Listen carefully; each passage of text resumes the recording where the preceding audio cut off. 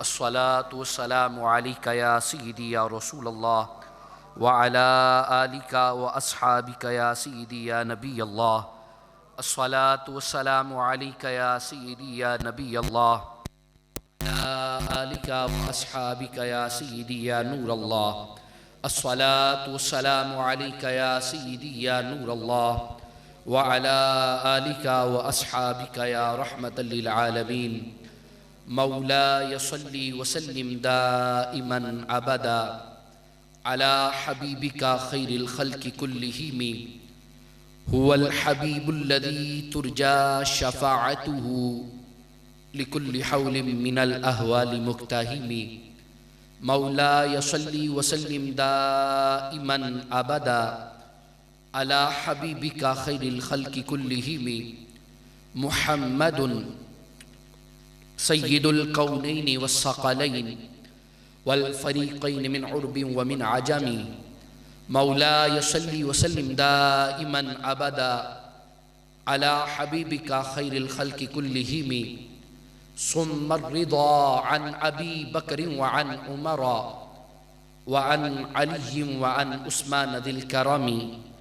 مولاي صل وسلم دائما أبدا على حبيبك خير الخلق كلهم.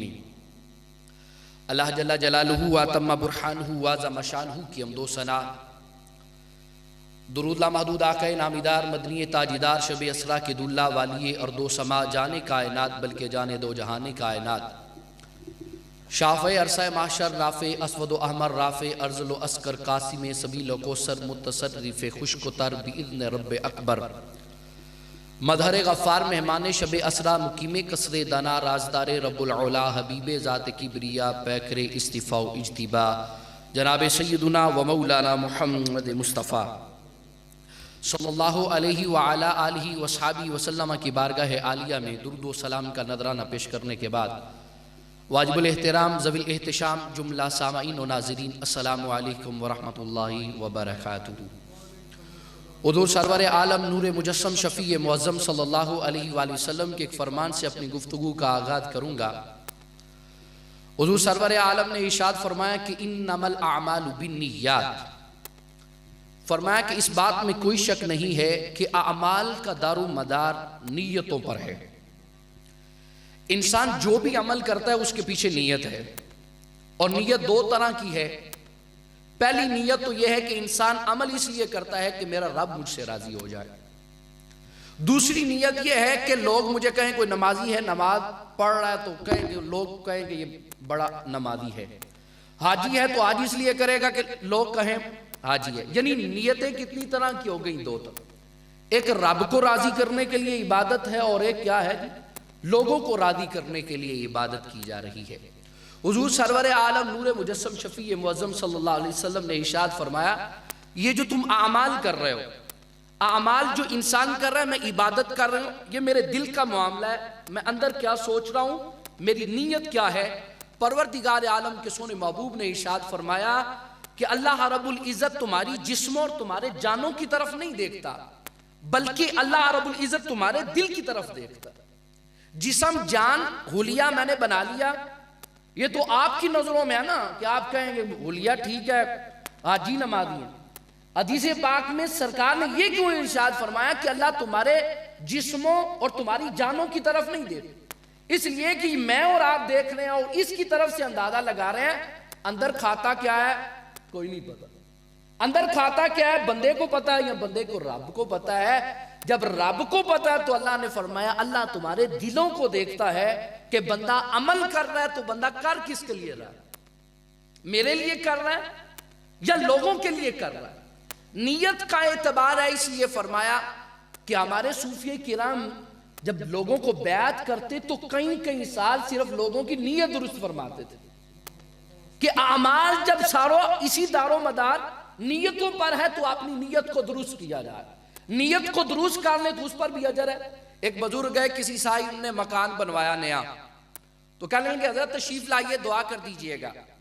آپ تشریف لے گئے تو دیکھا کہ اس نے اپنے گھر میں نا ایک روشن دان رکھا ہوا ہے. تو آپ نے فرمایا بیلی یہ روشن دان کس لیے رکھا ہے؟ کہا حضرت جی اس لیے رکھا ہے کہ روشنی آئے اور ہوا ہے. فرمایا بہتر ہے. فرمایا کیسا ہی بہتر ہوتا کہ اگر تم نیت یہ کر لیتے کہ اس روشن دان سے اذان کی آواز میرے گھر میں داخل ہوتی اور روشنی تو آنی ہی آنی تھی، ہوا تو آنی ہی آنی تھی، تم نے نیت کر لینی تھی، نیت پر ہی اللہ رب العزت نے تمہیں اجر عطا فرما لینا تھا۔ میں اور آپ اپنی زندگی کے کتنے ہی کام کرتے ہیں، ہم نے اتنی کوتاہی، ہم نے اتنی مار بد نیتی سے نہیں کھائی جتنی ہم نے بغیر نیت کے کھائی ہے۔ اعمال کر رہے ہیں لیکن نیت ہی کوئی نہیں۔ ایک بندہ مثال کے طور پہ وہ صبح سے لے کر شام تک بھوکا ہے، کچھ نہیں کھایا، ادھر ایک روزے دار ہے، اس نے روزہ رکھا ہوا ہے، وہ بھی کھانا کھا رہا ہے، یہ بھی کھانا کھا رہا ہے، رہا یہ بھی بھوکا ہے، رہا وہ بھی بھوکا ہے، اسے اجر مل گیا، اسے شاید کوئی نہیں ملی۔ بھوکے تو دونوں رہنا، اسے اجر مل گیا، اسے شاید کوئی نہیں ملی۔ اس کی وجہ یہ ہے کہ اس نے نیت کر لی، نیت کی برکت سے اللہ رب العزت نے اسے اجر عطا فرما دی۔ اس لیے فرمایا اولین، یہ کسی بھی مقرر کسی بھی کتاب، امام بخاری نے صحیح بخاری میں پہلی حدیث میں جو صحیح بخاری کی ارشاد فرمائی ہے، اور صحیح کتب میں اکثر محدثین نے سب سے پہلا جو واحد فرمایا وہ اسی بنیاد پہ فرمایا کہ اعمال کو درست کر لو۔ ہر شخص اپنی نیت کو درست کر لے، انسان کو اس کی نیت کے مطابق اجر دیا جاتا ہے۔ جیسی کوئی نیت لے کر آتا ہے اس کے مطابق اسے اجر دیا جاتا ہے۔ اب نیتیں آپ جتنی زیادہ کر لیں گے اللہ کے حضور سے اجر بھی اتنا زیادہ کر لیں گے۔ مثال کے طور پہ میں اور آپ مسجد میں آئے ہیں، ہم مسجد میں کس لیے آئے؟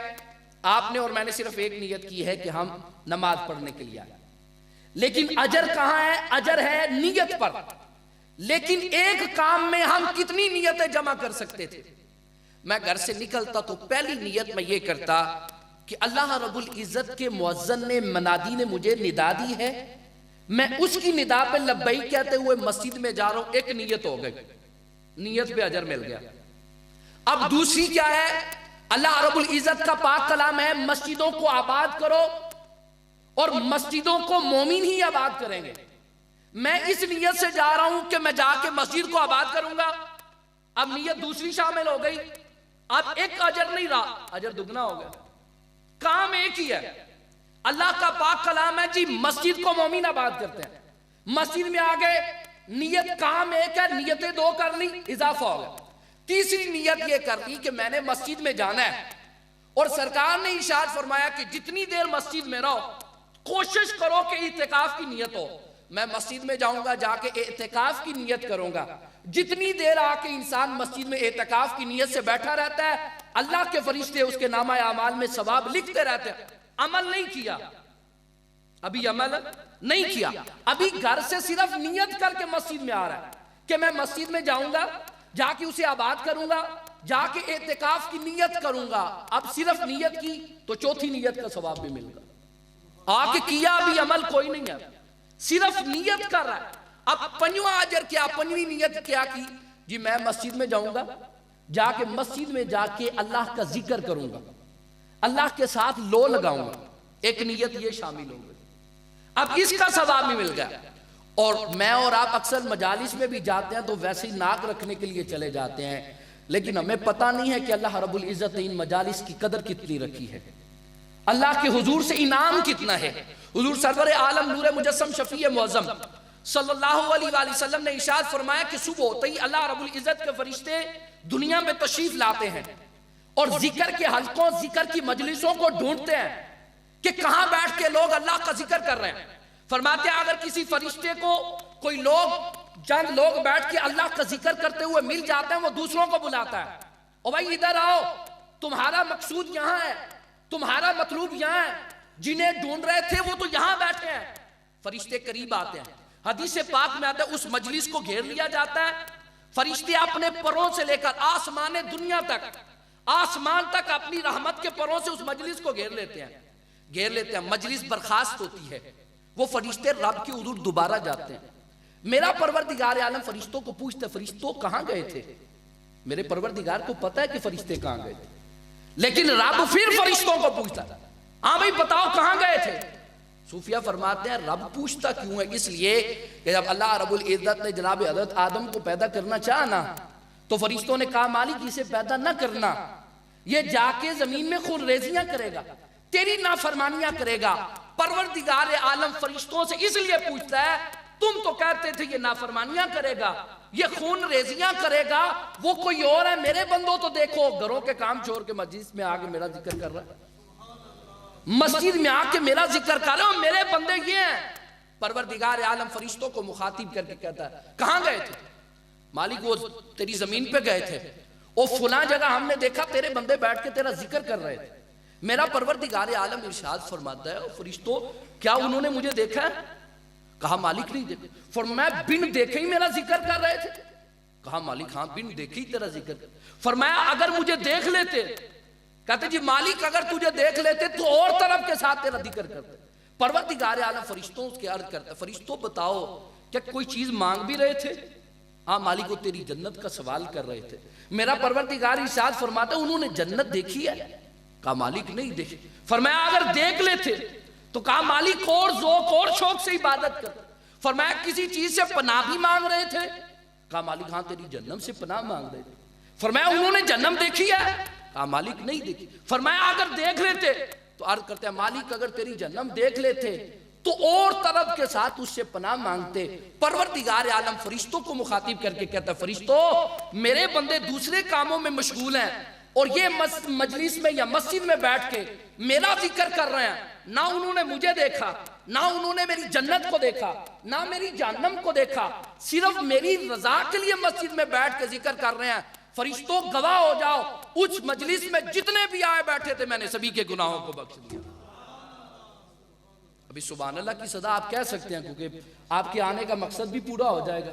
حدیث پاک بھی آپ نے سنی ہے، جتنی دیر آپ کتاب سنتے رہیں اونچی نہیں، رب کی رضا کے لیے کم از کم آپ کی زبانیں اللہ کے ذکر سے تر رہنی چاہیے۔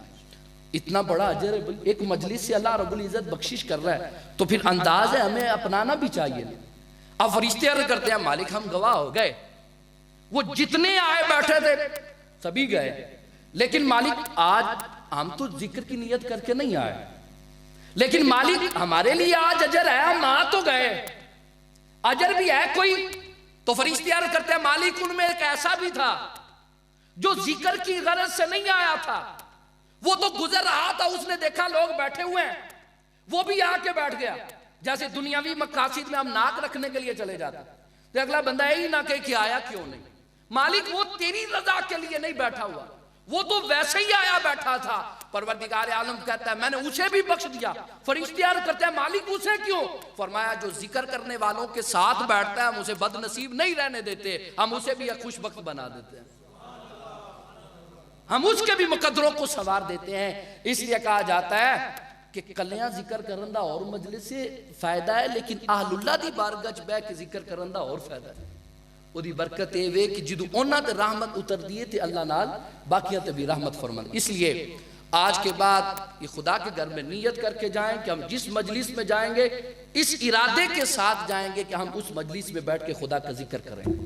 جب بھی مسجد میں آئیں اسی نیت کے ساتھ آئیں۔ ہم وہ نیتوں کو شمار کر رہے تھے۔ چوتھی نیت بندہ مومن کی یہ ہو گئی کہ میں مسجد میں جاؤں گا، جا کے اللہ کا ذکر کروں گا، اللہ کے ذکر سے نجات مل گئی۔ اب پانچویں نیت یہ ہے میں مسجد میں جاؤں گا، وہاں جی خطبہ ہونا ہے، میں خطبے کو سنوں گا، خطبے کو سن کے اس پہ عمل کروں گا۔ یہ علم کا ایک ذریعہ نا۔ سرکار نے ارشاد فرمایا، حضور سرور عالم نور مجسم شفیع معظم صلی اللہ علیہ وسلم صحابہ کے جرمٹ میں تشریف فرما تھے۔ ایک صحابی سرکار کے سامنے بیٹھے ہوئے ہیں، گفتگو چل رہی ہے، سرور عالم نور مجسم شفیع معظم صلی اللہ علیہ وسلم کی خدمت میں حضرت جبریل حاضر ہوئے، آ کے عرض کیا جان عالم یہ جو غلام آپ کے پاس بیٹھا ہوا ہے نا، اس کے اس ظاہری دنیا سے انتقال کر جانے کا وقت صرف 1 ساعت رہ گیا، 1 ساعت کے بعد اس کی وفات ہے۔ میں اور آپ ہوتے تو ہمیں تو تھرتھلی مچ جاتی، ادھر سے بھی آؤ ادھر سے بھی آؤ، لیکن قربان جاؤں اپنے آقا کے اصحاب پر، انہوں نے میرے اور آپ کے لیے راہ کو کشادہ کر دیا۔ میری سرکار نے ارشاد فرمایا کہ 1 ساعت رہ گئی ہے، 1 ساعت کے بعد یہاں سے قصہ ختم ہے۔ میں اور آپ ہوتے پڑا پٹی یہ بھی دے دو، اسے بھی دے دو، اسے بھی دے دو، لیکن قربان جاؤں میرے لیے راہ کشادہ کر دی۔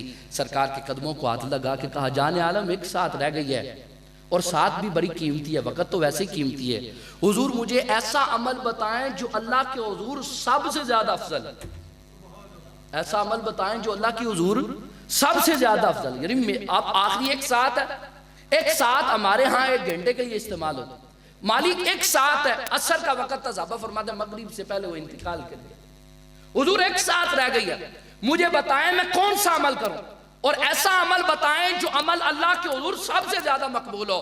میری سرکار نے ارشاد فرمایا اللہ کے دین کا علم سیکھنے میں مشغول ہو جاؤ، ساری عبادتوں سے افضل ترین عبادت اللہ کے دین کا علم سیکھنا،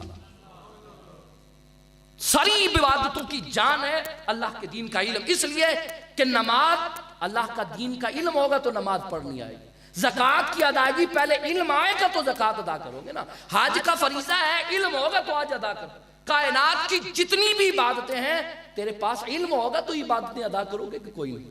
اس لیے فرمایا پانچویں نیت یہ ہے کہ میں مسجد میں جاؤں گا، وہاں جو خطاب ہوگا وہاں میں علم سیکھوں گا، علم سیکھنے کے بعد اس پر عمل کروں گا۔ چھٹی نیت یہ ہے مسجد میں جاؤں گا، جمعے کا روز ہے اور اس کا ایک مقصد یہ ہے کہ لوگوں کو اکٹھا کیا جائے، میرے اہل محلہ اکٹھے ہوں گے، اگر کوئی بیمار ہوا تو میں اس کی بیمار پرسی کروں گا، اگر کوئی مصیبت میں مبتلا ہوا تو میں اس کی چند جملے اس کی راحت کے لیے بیان کروں گا، اس کی مصیبت کو دور کروں۔ ابھی عمل کر نہیں رہا، ابھی گھر میں بیٹھ کر یہ نیتیں کر رہا اور ثواب دگنا ہوتا جا رہا۔ اگلی نیت یہ کی ہے میں مسجد میں جاؤں گا، جا کے وہاں خطاب سنوں گا، پھر لوگوں کی مصیبتوں کو دور کروں گا، میں مسجد کی صفائی کروں۔ نیت یہ نہیں ہے، ایک عمل ہے، لیکن اللہ کے حضور سے انعام کتنے ملنے، اس لیے فرمایا انما الاعمال بالنیات، کہ تمہارے اعمال کا دار و مدار نیتوں پر ہے۔ پہلے اپنی نیتوں کو درست کر لو، اور قربان جاؤں میرا پروردگار کتنا کریم ہے۔ حضرت عبداللہ ابن عباس رضی اللہ تعالی عنہ فرماتے ہیں حضور سرور عالم نے ارشاد فرمایا کہ اللہ رب العزت ارشاد فرماتا ہے کہ اللہ رب العزت نے نیکیاں اور برائیاں لکھ دی ہیں، اور پھر فرمایا کہ نیکیاں اور برائیاں لکھ دی ہیں، ان میں اللہ رب العزت نے فرق بھی کر دیا ہے۔ فرمایا اللہ کے بندوں میں سے جب کوئی بندہ کوئی نیکی کا کام کرنے کا ارادہ کرتا ہے، ابھی کرتا نہیں ہے، فرمایا جب کوئی بندہ کوئی کسی نیکی کے کام کا ارادہ کرتا ہے، ابھی کرتا نہیں ہے، کسی وجہ سے وہ کر نہیں سکتا، لیکن نیت کرنے پر بھی اللہ رب العزت اسے پوری نیکی کا ثواب عطا فرماتا، ابھی کیا نہیں ہے، صرف نیت کی ہے۔ فرمایا نیت پر اللہ رب العزت پوری نیکی کا ثواب عطا فرماتے ہیں۔ فرمایا پھر اگر وہ بندہ جس کام کی اس نے نیت کی ہے، اگر بندہ وہ کام کر لے، وہ کام پورا کر لے، حدیث پاک میں آتا ہے اللہ رب العزت 10 گنا سے لے کر 70 گنا، پھر میری سرکار نے فرمایا 70 گنا سے بھی زیادہ اللہ رب العزت ثواب عطا فرماتا۔ میرا رب اتنا کریم ہے، صرف نیت درست کر لی اجر کتنا۔ پھر فرمایا اگر کوئی شخص کسی برائی کی طرف جاتا ہے، کوئی برائی کرنے کی نیت کرتا ہے، وہ قربان جاؤں کریمی کی حد ہو گئی۔ فرمایا کوئی بندہ کسی برائی کرنے کی نیت کرتا ہے لیکن برائی کرتا نہیں ہے، اللہ کے خوف کی وجہ سے باز آ جاتا ہے، ڈر جاتا ہے، فرمایا اللہ کے خوف کی وجہ سے وہ برائی ترک کر دیتا ہے، برائی ترک کرنے پر بھی اللہ رب العزت ایک نیکی کا ثواب عطا فرما دیتا ہے۔ کریم کے نہیں، اسے کریم کہتا ہے۔ پھر فرمایا اگر بندہ برائی کر لیتا ہے تو اللہ رب العزت صرف ایک گناہ لکھا، نیکی کو کئی گنا بڑھا کے لکھا، اس کی رحمت تو تمہیں بخشنے کے بہانے ڈھونڈ رہی ہے، کسی طریقے سے بچ جائیں۔ اس لیے فرمایا اعمال کی بنیاد نیت پر ہے، اعمال کرنے سے پہلے اپنی نیتوں کو درست کرو۔ اور حضور سرور عالم نور مجسم شفیع معظم صلی اللہ علیہ وآلہ وسلم نے ارشاد فرمایا کہ نیت المومن خیر من عملہ، فرمایا کہ بندہ مومن کی نیت اس کے عمل سے بہتر ہے۔ نیت کیا ہے کہ انسان نے نیت کی تو انسان کو اجر مل گیا، عمل کا کیا پتا ہے کہ میں کروں گا تو اس میں میری نیت کیا ہوگی یا نہیں ہوگی۔ حضور سرور عالم نور مجسم شفیع معظم صلی اللہ علیہ وسلم نے ارشاد فرمایا کہ بنی اسرائیل کا ایک شخص بنی اسرائیل میں قحط پڑ گیا، تو ایک شخص گزر رہا تھا، اس نے دیکھا کہ اتنا بڑا ریت کا ایک ٹیلہ تھا، پار تھا، تو قریب سے گزرا تو رب کو مخاطب کر کے کہنے لگا مالک کاش تو نے مجھے یہ پہاڑ کا ٹیلہ آٹے کے برابر دیا ہوتا تو میں اس سارے پہاڑ کو آٹے کے کو اللہ کی مخلوق میں بانٹ دیتا، تقسیم کر دیتا۔ نیت بندے کی عمل سے بہتر ہے۔ اللہ رب العزت نے اس وقت کے نبی کو پیغام بھیجا میرے بندے کو کہہ دے وہ سارا پہاڑ میں نے تجھے صدقہ کرنے کا ثواب عطا فرما دیا۔ کیا کوئی نہیں ہے، ابھی اپنی نیت کو درست کیا ہے۔ اس لیے فرمایا بندے کچھ نہیں دے سکتے، خدا کی قسم کوئی شے نہیں دے سکتے۔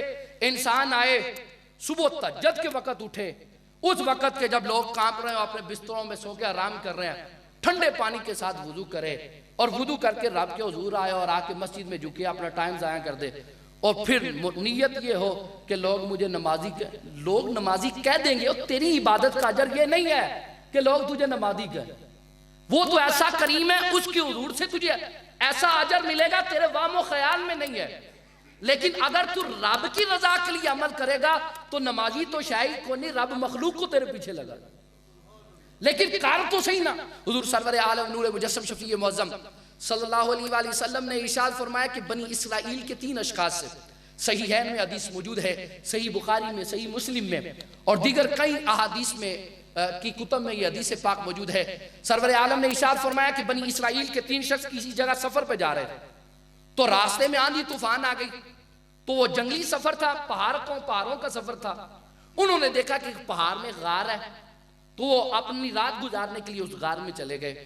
اب آندھی تیز تھی، اوپر سے ایک پہاڑ آیا، آ کے اس غار کے دروازے پہ آیا، اس نے غار کا دروازہ بند کر دیا۔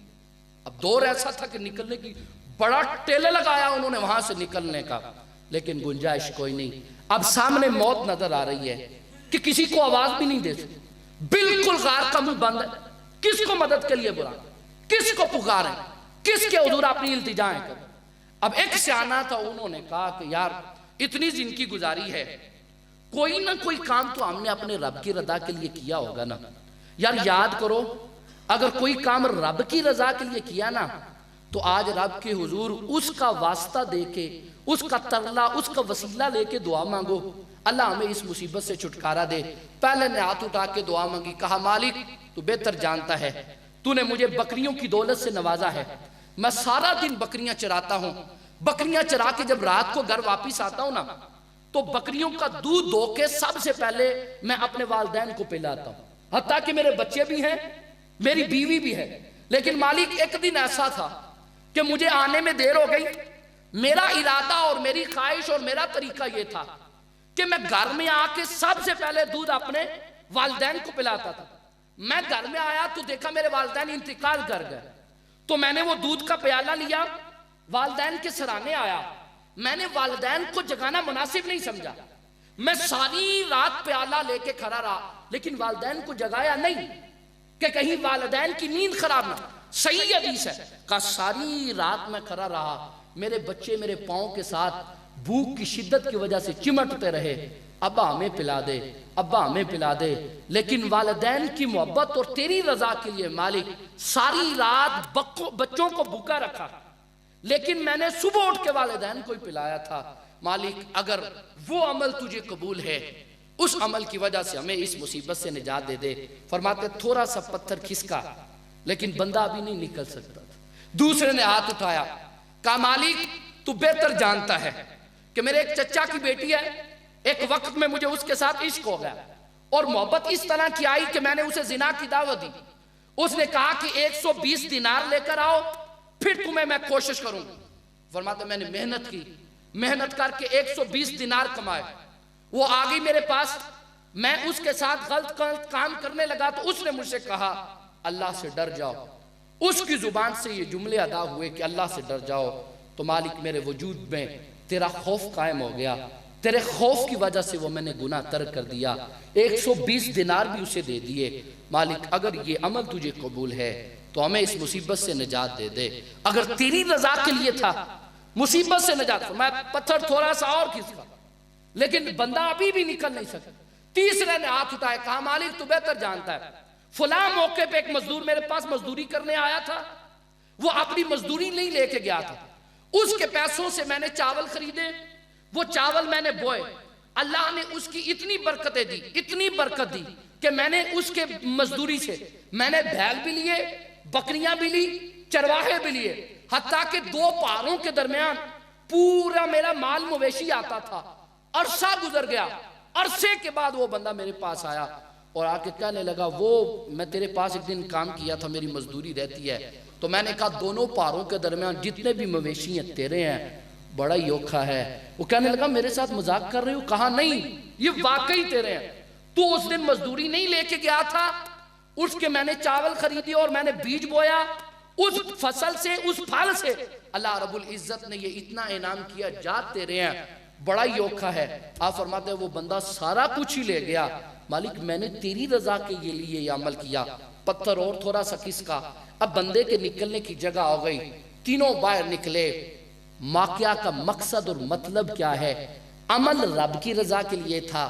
یہاں صوفیہ فرماتے ہیں بندو وہ 3 غار میں پھنس گئے, اور انہوں نے جو عمل رب کی رضا کے لیے کیا, رب کی حضور پیش کیا, اور رب نے اس مصیبت سے نجات عطا فرمائی. او بندیو تواڈے کول بھی کوئی عمل ہے ایسا جرا رب دی رضا لئی کیتا ہے, مصیبت سے پھنس جائیے تے رب دی حضور پیش کریے. اندر کا مفتی سارا کچھ بتا دے گا. کوئی نہیں ہے ایسا عمل جو میں اور آپ رب کے حضور پیش کریں, جو خالص ہم نے رب کی رضا کے لیے کیا ہو. ہمارا اندر خلط ملط, ابھی اندر ہی پاک کوئی نہیں ہوا, اندر ہی صاف کوئی نہیں ہوا. فرمایا اگر نہیں کیا تو آج مہلت ہے. دنیا والے واقعی کنڈا نہیں دے سکتے, حقیقی معنوں میں دینا میرے رب کی ذات میں ہے. پہلے جو ہوا سو ہوا, آج یہ نیت کر کے جائیں اور رب سے وعدہ کر کے جائیں, مالک دنیا والوں سے کوئی غرض نہیں ہے, آج کے بعد جو بھی عمل کریں گے تجھے راضی کرنے کے لیے کریں. کسی کی مدد کریں گے تو راضی کرنے کے لیے, اپنی عبادت کے لیے, اپنی راضی اپنی خوشحالی کے لیے کریں گے تو مالک تجھے راضی کرنے کے لیے کریں گے. حدیث پاک میں آتا ہے واقعی حضور سرور عالم نور مجسم شفیع معظم صلی اللہ علیہ وسلم نے ارشاد فرمایا, حضرت ابو ہریرہ رضی اللہ تعالیٰ عنہ حدیث پاک کے راوی ہیں, آپ فرماتے ہیں سب سے پہلے جہنم کو جن آدمیوں سے برکایا جائے گا وہ 3 آدمی ہوں گے. فرمایا ان میں حضور سرور عالم نے فرمایا سب سے پہلا عالم, پھر فرمایا سخی, پھر فرمایا شہید. ان تینوں کو سب سے پہلے حساب ان تینوں کا لیا جائے. اللہ رب العزت ان تینوں کو اپنے دربار میں پیش کریں. سب سے پہلے اللہ رب العزت عالم کو فرمایا ہاں ہم نے تمہیں علم دیا, کیا علم کو تو نے ہماری رضا کے مطابق استعمال کیا؟ عالم کہے گا ہاں مالک تو نے مجھے علم دیا, تو نے مجھے قرآن کا علم دیا, میں تیری رضا کے لیے ساری عمر قرآن پڑھتا رہا. پروردگار عالم فرمائے گا تو جھوٹا ہے. اتنی دیر میں فرشتے بھی فرمائیں گے تو جھوٹا ہے. پروردگار عالم کی حضور سے وہاں قاضی کا لفظ فرمایا تو جھوٹ بول رہا ہے, تو نے قرآن اس لیے پڑھا, تو نے واضح اس لیے کیا کہ لوگ تجھے قاری کہیں, لوگ تجھے عالم کہیں. لوگوں نے قاری کہہ دیا, لوگوں نے عالم کہہ دیا, آج کوئی حصہ نہیں. حکم ہوگا اسے گھسیٹو اور جہنم کی طرف لے جاؤ. لوگوں کے قاری کہنے سے, لوگوں کے عالم کہنے سے, لوگوں کے فاضل کہنے سے میری ذات پہ کیا اثر ہے یا آپ کی ذات پہ کیا؟ وہ کہے گا 1 منٹ کی چاشنی ہے قصہ گول, لیکن جو انعام رب کی حضور سے ملنا نا وہ ختم ہونے والا کوئی نہیں. فرمایا اتنی دیر میں سخی کو لایا جائے. اللہ رب العزت ارشاد فرمائیں گے ہم نے تجھے مال دیا, وہ مال کو کیسے خرچ کیا اور کہاں خرچ کیا؟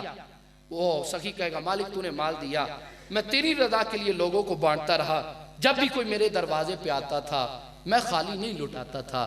میرا پروردگار ارشاد فرمائے گا تو نے مال اس لیے لوگوں میں بانٹا کہ لوگ تجھے سخی گئے. لوگوں نے کہہ دیا بھائی سخی, حکم ہوگا گھسیٹو اور اسے بھی جہنم کی طرف لے جاؤ. وہ سخی بھی گیا, عالم بھی گیا. فرمایا اتنے میں سب سے قیمتی تو جان ہے نا. فرمایا شہید کو پیش کیا, ہاں بھائی ہم نے تجھے جان دی تھی, کیا کیا؟ کہا مالک قیمتی چیز جان تھی, وہی میں نے تیرے راستے میں قربان کر دی, وہی میں نے تیری راہ میں لٹا دی, پیچھے کیا بچا؟ میرا پروردگار فرمائے گا میری رضا کے لیے نہیں, تو نے جان اس لیے قربان کی کہ لوگ کہیں بڑا بہادر تھا, لوگ کہیں کہ بڑا شاہ سوار ہے, بڑا شاہ زور ہے. لوگوں نے کہہ دیا, غازی بھی کہہ دیا, شاہ زور بھی کہہ دیا, بہادر بھی کہہ دیا. آج کوئی حصہ نہیں, حکم ہوگا گھسیٹو اور جہنم کی طرف لے جاؤ. فرمایا غازی بھی گیا, شہید بھی گیا, سخی بھی گیا, عالم بھی گیا. ساری زندگی عالم بھی قرآن پڑھتا رہا, کوئی فائدہ نہیں. سخی بھی سخاوت کرتا رہا, کوئی فائدہ نہیں. شہید نے اپنی شہادت پیش کر دی, اپنی جان پیش کر دی, کوئی فائدہ نہیں ہے. اور حدیث پاک میں دوسری سرور عالم نے ارشاد فرمایا کل قیامت کے دن جب اللہ رب العزت لوگوں کے درمیان فیصلہ فرمانے کے لیے تشریف لائیں گے, اس وقت اعلان ہوگا. اس وقت اعلان کیا ہو؟ فرمایا جن لوگوں نے جن کے لیے عمل کیا جاؤ جا کے ان سے اپنا اجر لے لو. فرمایا اللہ رب العزت آج اپنے شریکوں سے بیزار ہے, ان کے لیے کوئی حصہ نہیں ہے. اور آخرت میں کوئی کسے کیا دے گا؟ کوئی دے سکے گا؟ جب کوئی دے ہی نہیں سکے گا تو آج اللہ رب العزت نے مجھ آپ کو مہلت دی ہے، آج ہم اپنی نیتوں کا زاویہ درست کر لیں، آج رب کی حضور وعدہ کر کے جائے مالک کوشش کرنا میرا کام ہے، بند دروازوں کو کھولنا تیرا کام ہے، مالک تو ہمیں یہ توفیق عطا فرما کہ میں جو بھی کام کروں مالک تیری رضا کے لیے کروں، مالک میں جو بھی کام کروں تجھے راضی کرنے کے لیے کام کروں۔ خدا کی قسم اگر انسان کے اندر یہ بات پیدا ہو جائے کہ میں جو بھی کام کروں گا اپنے رب کو راضی کرنے کے لیے کروں گا، تو میرا رب بڑا قدردان ہے، وہ کسی کی محنت کو ضائع نہیں کرتا، وہ کسی کی مشقت کو ضائع نہیں کرتا۔ کوئی آ کے دیکھے تو صحیح، حضرت امام ابو حاتم رضی اللہ تعالیٰ عنہ آپ کو آپ کی بیوی نے 2 درہم دیے، کہا حضرت جائیے آٹا کوئی نہیں ہے جا کے آٹا لے کے آئیے۔ آپ بازار میں آئے تو دیکھا ایک بندہ مانگ رہا ہے اور رو رہا ہے، آپ اس کے قریب ہوئے، فرمایا سنگی رو کیوں رہا ہے؟ کہا حضرت جی میرے سرکار نے میرے آقا نے مجھے 2 درہم دیے تھے فلاں سامان لانے کے لیے، وہ مجھ سے کھو گئے ہیں، وہ میرے پاس ہے ہی کوئی نہیں، تو اب واپس گیا تو وہ تو مارے گا۔ آپ نے کیا کیا، وہ درہم اسے دیے اور مسجد میں آ کے عبادت کرتے رہے۔ شام کا ٹائم ہوا نا، کوئی اسباب پیدا نہیں ہوا، گھر میں شاید بھی کوئی نہیں، آپ کا ایک دوست پرائی تھا، آپ اس کی دکان پہ گئے اور شام کا وقت تھا، تو اس نے جسے ہم پنجابی میں بردہ، اردو میں بردہ اور پنجابی میں بورا کہتے ہیں نا، اس نے نا ایک تھیلی میں آپ کو بورا بھر کے دیا، کہا حضرت یہ لے جائیے اور گھر میں یہ کھانا پکانے کے کام آئے گا۔ آپ نے اٹھایا پونڈے پہ رکھا، گھر میں آ گئے، آیا گھر کے صحن میں رکھ کے دوبارہ مسجد میں چلے گئے، مسجد میں آگے مسجد میں بیٹھے رہے اس خوف سے کہ گھر والوں نے بھیجا تھا آٹا لینے کے لیے، آٹا تو ہے کوئی نہیں، اب گھر میں جاؤں گا گھر والے پوچھیں گے تو جواب بھی کوئی نہیں ہے۔ مسجد میں بیٹھے رہے، جب اندازہ ہو گیا نا اب گھر والے سو گئے ہوں گے، تو گھر میں واپس آئے تو دیکھا سارے کھانا شانا کھا کے سو گئے، بیوی نے کھانا پیش کیا، کھانا سامنے آ گیا۔ آپ نے فرمایا یہ آٹا کہاں سے آیا؟ تم تو کہہ رہی تھی آٹا کوئی نہیں۔ کہا آپ خود نہیں رکھ کے گئے، آپ جس جگہ سے پہلے آٹا لاتے ہیں نا وہ آٹا صحیح نہیں ہے، جس جگہ سے آج آٹا لے کر آئے نا آٹا آپ وہیں سے لایا کرو۔ صوفیہ فرماتے ہیں تم اللہ کی رضا کے لیے کام کر کے تو دیکھو، رب کی رحمت تمہاری کانڈ نہیں لگنے دے گی، لیکن ہے اوکھا نا، بڑا اوکھا ہے، کرنا اوکھا ہے۔ حضرت امام بصیری رضی اللہ تعالیٰ عنہ فرماتے ہیں، ہمارے ایک بزرگ گزرے ہیں حضرت عثمان حیری رضی اللہ تعالیٰ عنہ، آپ کا ایک مرید تھا دور دراز کا، ایک دن قریب آیا، آ کے کہا حضرت جی میرا شوق ہے کہ میں آپ کی دعوت پکاؤں، تو آپ میرے ہاں تشریف لائیں گے؟ سفر بڑا تھا، نہ چاہتے ہوئے بھی دعوت کو ٹھکرا نہیں سکتے تھے۔ آپ نے فرمایا کوئی نہیں آ جائیں گے۔ سفر کیا، اتنا دور دراز کا سفر کر کے نا حضرت عثمان حیری رضی اللہ تعالیٰ عنہ اس کے دروازے پہ گئے، جا کے دستک دی تو اندر سے باہر آیا، تو آ کے ملا، کہا حضرت کیا ہاں کیسے تشریف لائے؟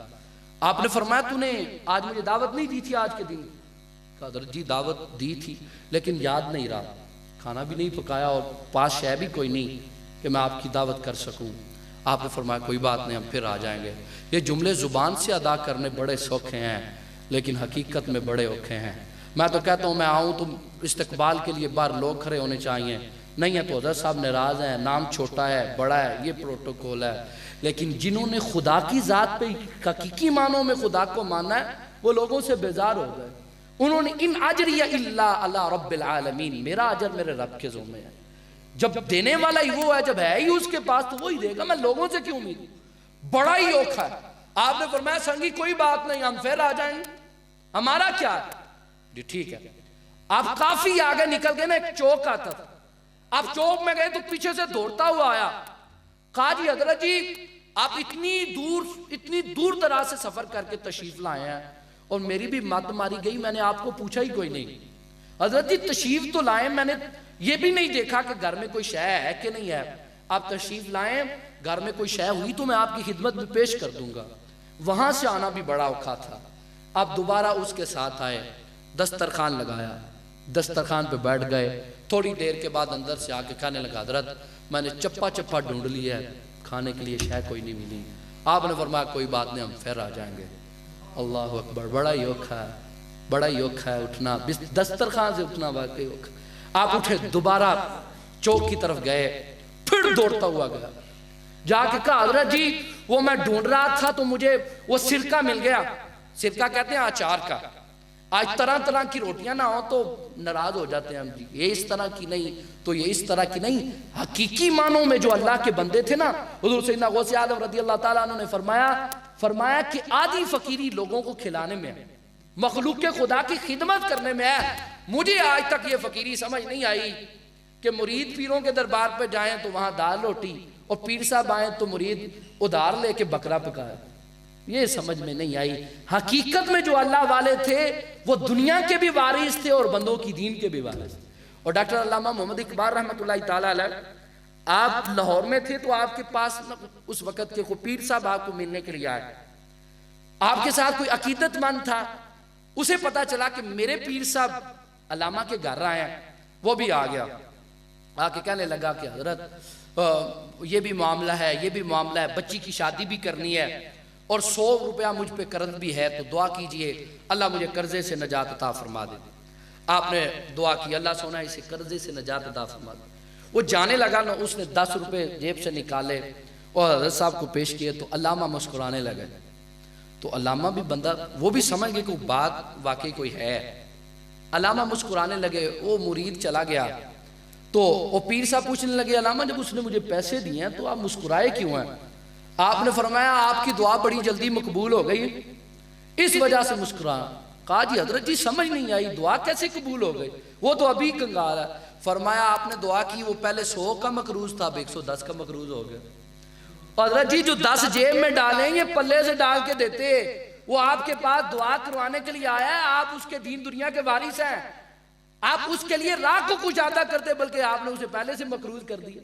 حقیقت میں جو اللہ کے بندے تھے، آپ اسلاف کو پڑھ کے دیکھ لیں، آج بانگ کی بولیاں بولی جاتی ہیں، یہ ہمارے وارث نہیں ہیں، ان کی وجہ سے زبان درازیاں نہ کرو۔ میرے اسلاف کو پڑھنا ہے تو آؤ میں اپنے اسلاف کا کردار پڑھ کر بیان کرتا ہوں، جنہوں نے خود کئی دن بھوک برداشت کی لیکن دروازے پہ آنے والوں کو بھوکا نہیں آنے دیا، کسی کو اپنے دروازے سے خالی جانے نہیں دیا۔ یہ عثمان حیری رضی اللہ تعالیٰ عنہ بھی تو اللہ کے بندے ہیں نا، جہاں ان لٹیروں کا ذکر کیا جاتا ہے کہ صبح سے لے کر شام تک مریدوں کو لوٹتے رہتے ہیں، اور وہاں ان اللہ کے بندوں کو بھی پڑھ کے دیکھو نا، وہاں ان کا کردار پڑھ کے بھی لوگوں کو بتاؤ، لوگوں کو پتا چلے کہ اللہ کے کیسے کیسے شعر اس دنیا میں آئے اور کیسے کیسے آپ نے آپ کو دبا کے رکھا ہے۔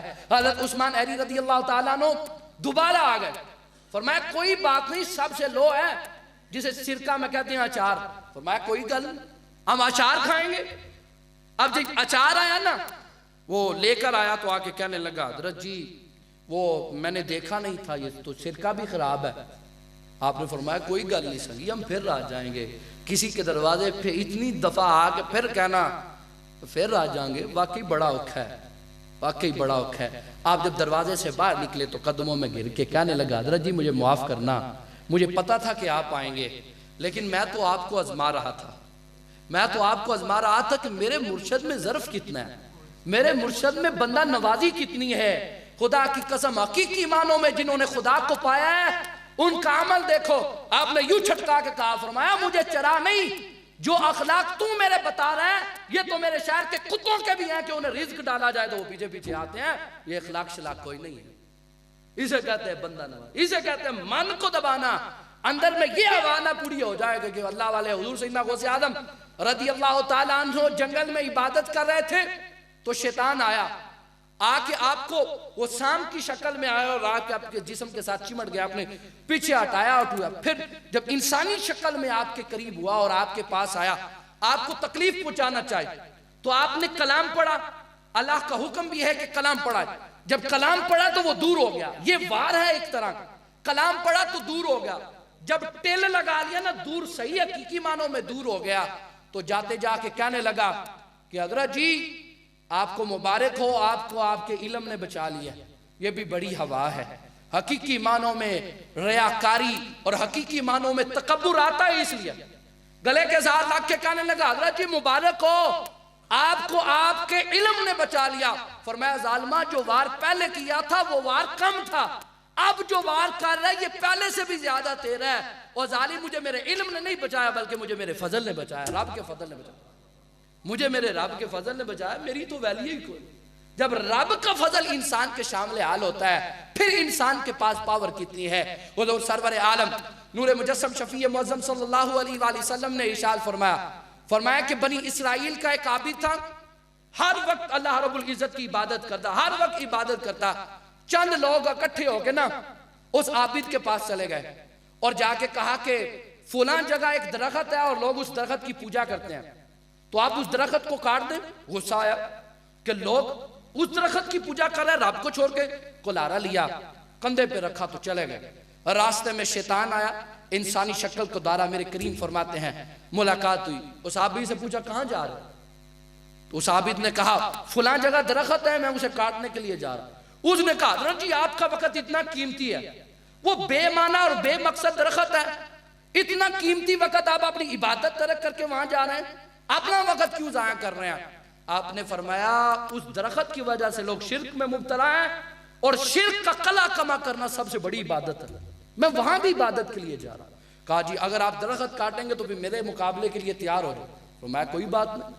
وہ آپ کے دستوں گریبان ہو گیا، حتیٰ کہ کشتی ہوئی. حدیث پاک میں میری سرکار نے ارشاد فرمایا کہ وہ عابد شیطان تھا، وہ بندہ، وہ شیطان انسانی شکل میں آیا، اور وہ عابد کیا ہوا؟ عابد اس کے جسم پہ آ کے بیٹھ گیا، یعنی اسے مغلوب کر لیا. اللہ کا بندہ غالب آ گیا. اب کہنے لگا مجھے ایک مہلت دو، میری بات سن. تو عابد نے کہا کیا بات ہے؟ وہ کہنے لگا بات یہ ہے کہ تم بیکار کام میں لگے ہو. اگر اس درخت کو کاٹنا اتنا ہی ضروری ہوتا تو اللہ کے اتنے نبی آئے ہیں، اللہ کا کوئی نبی نہ کاٹ دیتا. تو ہی کیوں کاٹ رہا؟ اللہ کے نبیوں نے کیوں نہیں کاٹا؟ فرمایا ان کا اپنا کام تھا، میرا اپنا کام. پھر کشتی ہو، پھر اللہ کا نیک بندہ غالب آ گیا، وہ مغلوب ہو گیا. اتنی دیر میں اب اس کا آخری وار تھا. اس نے کہا میں ہار گیا لیکن ایک فیصلہ ہے، میں اور آپ ضمانت. اس نے کہا گھر میں کو کھانے کے لیے شے ہے؟ کہا نہیں، لالے پڑے ہوئے ہیں. کہا اس درخت کو کاٹنا ترک کر دے نیت، میں ہر روز تیرے سرانے کے نیچے 3 دینار چھوڑ کے جایا کروں گا. صحیح حدیث ہے، فرمایا 3 دینار چھوڑ کے جایا کروں گا. صبح اٹھا کرے گا تو 3 دینار وہاں سے اٹھانا، اٹھا کے اسے اپنی ضرورت بھی پوری کرنا. اپنی ضرورت کو پوری کرنے کے بعد اللہ اپنے رشتہ داروں میں بھی تقسیم کرنا، غرباء کی خدمت کرنا. ایک نیکی تو چھوڑ رہا ہے، اس ایک نیکی کی بدولت اللہ تمہیں کتنی نیکیاں دے رہا ہے. وہ ایک نیکی ترک کر دے، اتنی نیکیاں آ جائیں گی، تیرا پیٹ بھی پالا جائے گا، تو اپنے رشتہ داروں کی خدمت بھی کرے گا، غرباء کی خدمت بھی کرے گا. اتنی نیکیاں ایک چھوڑ بھی دے تو کیا ہوگا؟ اللہ جب عقل مارے، جب اللہ کسی انسان کو دوسری طرف لے کے جائے تو عقل تو کام کوئی نہیں کرتی. اللہ کو ناراض کر بیٹھے تو عقل کام نہیں کرتی. بس عقل ماری گئی. کہا جی ٹھیک ہے، واپس آ گیا. گھر میں آیا تو دیکھا 3 دینار پڑے ہوئے ہیں. اگلے دن پھر دیکھا تو دیکھا 3 دینار. تیسرے دن پھر آیا تو کوئی شے نہیں. اب غصہ آیا، میرے ساتھ مذاق کر گیا، شے ہی کوئی نہیں ہے. اٹھا تو کلارا لیا، جیسے ہم میں اور آپ سلا رہے تو سلا ہے، تھوڑا سا کام خراب ہو تو پھر ہم جوش تو بھی مارتے ہیں، وہ بھی جوش میں مار. اٹھا کلارا لیا اور باہر نکلا تو باہر پھر وہ شیطان وہ بوڑھے کی شکل میں آیا. آگے کہنے لگا بابا جی کہاں کا ارادہ ہے؟ کہا جی درخت کاٹنے جا رہا. کہا میں تو نہیں کاٹنے دوں. کہا پہلے 2 دفعہ تیرا میں نے علاج کر دیا نا، اب بات تو کہا پہلے کشتی کرنا پڑے گی. کہا جی کریں کشتی. کشتی ہوئی. اب شیطان غالب آ گیا، یہ مغلوب آ گیا، وہ اوپر چڑھ کے اسے مار رہا ہے. اس نے کہا میں نے تیری بھی باتیں سنی تھی، میری بات سن لے، مجھے صرف یہی بتا دے، پہلی 2 دفعہ میں تجھ پہ غالب آیا اور تو مغلوب، آج تو غالب آ گیا اور میں مغلوب آ گیا ہوں، وجہ کیا؟ آج تو جیت گیا میں ہار گیا. اس نے کہا پہلے 2 دفعہ جو تو لڑا ہے نا، تو اللہ کی رضا کے لیے لڑ رہا تھا، اللہ کے دین کی سربلندی کے لیے لڑ رہا تھا، اللہ کی مدد تیرے ساتھ سامنے آ تھی. لیکن اس دفعہ جو تو لڑ رہا ہے تو دیناروں کے لیے لڑ رہا ہے اور اللہ کی مدد تیرے ساتھ کوئی نہیں. تو جدے نال اللہ دی مدد ہی نہیں، وہ شیطان کو لو کیویں جیت سکتا؟ اور میں پہلے تو خدا کی رضا کے لیے لڑ رہا تھا، اس لیے مجھ سے جیتتا رہا. امیر المؤمنین امام الواصلین سرکار سیدنا علی المرتضیٰ شیر خدا کرم اللہ وجہ الکریم ایک دشمن کے ساتھ مقابلہ ہو رہا ہے. دشمن کو زمین پہ بچھارا ہوا، دشمن کو ان قریب ہے کہ دشمن پہ وار کرتے، دشمن نے منہ پہ تھوک دیا. یہ اللہ کا شیر ہے. آپ پیچھے ہٹ گئے. وہ حیران ہو گیا، پریشان ہوا. حضرت آپ کو تو پہلے سے زیادہ غصہ آنا چاہیے تھا. میں تو ایک اسلام کا دشمن ہوں، دوسرا انسان کی سب سے قدر والی چیز اس کا چہرہ اور سارا، میں نے معاذ اللہ آپ کے چہرے پہ تھوک دیا، آپ نے مجھے ترک کر دیا. آپ نے فرمایا تیری میری کو ذاتی دشمنی تو کوئی نہیں نا، میں تجھے مار رہا تھا رب کی رضا کے لیے، رب کو راضی کرنے کی. پہلے جب تجھے مارنے لگا تھا تو رب کی رضا تھی، تو نے تھوک دیا تو درمیان میں میرا غصہ غالب آ گیا، میں نے ترک اس لیے کر دیا ہے کہیں تیرے اور میرے درمیان میرا غصہ غالب نہ آ جائے۔ ہماری دوستی بھی اللہ کے لیے ہے، ہماری دشمنی بھی اللہ کے لیے۔ پہلے تجھے مار رہا تھا تو اس وقت میرے دل میں یہ طرف تھی کہ تو اللہ کا دشمن ہے، لیکن اب یہ طرف ہے کہ تو میرا دشمن ہے۔ اگر اپنا دشمن سمجھ کے ماروں گا تو پھر وہ ویلیو کوئی نہیں رہی۔ اس لیے صوفیاء کرام فرماتے ہیں حقیقی معنوں میں اگر قدردار ہے تو میرا رب ہے۔ اعمال کی بنیاد ساری زندگی کی، حدیث پاک میں بھی صوفیاء فرماتے ہیں پہلی حدیث جو عمل کرنے کی بات وہ یہ ہے انما الاعمال بالنیات، اپنی نیتوں کو درست کرو، اپنے اعمال کو حتی الامکان جتنا ہو سکے لوگوں کو چھپاؤ۔ اور یہاں حضرت امام ابو حازم رضی اللہ تعالیٰ عنہ کا قول دل کو بھاتا ہے۔ آپ فرماتے ہیں جس طرح گناہ چھپ چھپ کے کرتے ہو اس طرح نیکیاں بھی چھپ چھپ کے کیا کرو۔ جس طرح اللہ چھپ چھپ کے لوگوں کو رزق دیتا ہے اس طرح وہ تمہیں بھی رزق دیتا رہے گا۔ دعا ہے اللہ رب العزت سب سے پہلے مجھے عمل کی توفیق نصیب فرمائے۔ آج میں آپ کو آخر دعویٰ ان الحمدللہ۔